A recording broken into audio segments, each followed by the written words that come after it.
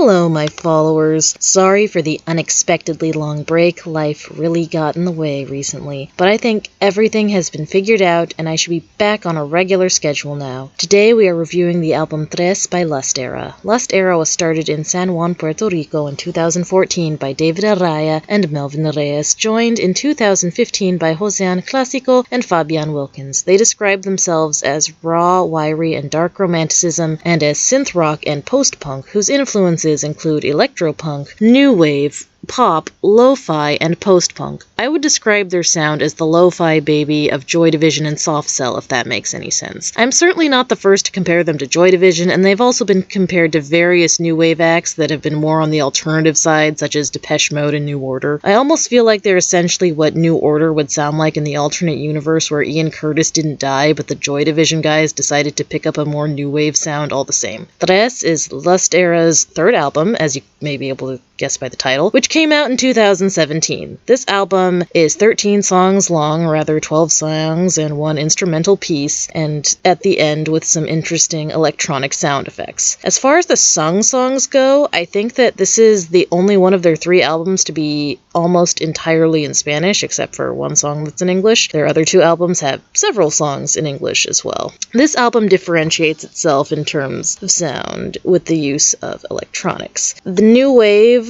influence represented in the previous albums reflected a cleaner, later side of new wave, whereas this album is inspired more by the earlier new wave sounds. This use of the more edgy side of new wave really blends well with the whole post-punk thing they also have going on. I've talked in the past about bands that describe themselves as synth-punk, which I find to just be a new term for new wave, a term that I guess we can't use anymore because it's not the 1980s and it isn't new anymore. Here, I think synth-rock description really comes into its own because it is indisputably rock, not hard rock in this case by any means, but rock nonetheless, but is created by synthesizers making a lot of those rockier sounds. Obviously, Lust Era is not the first band to create music considered rock that also uses synthesizers, but where the emphasis lies, it is something that, to me anyways, feels pretty new. Their first album, The Lost Art of Murder, was a bit more obviously post-punk, and their second, Pray You'll Never Know, is a bit more obviously new wave, but this one combined the two and created something new from those. I think this album might be the least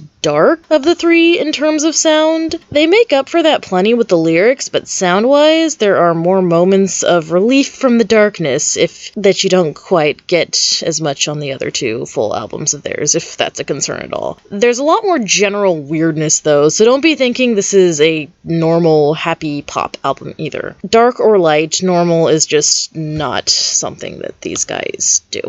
I hope you liked this very short review.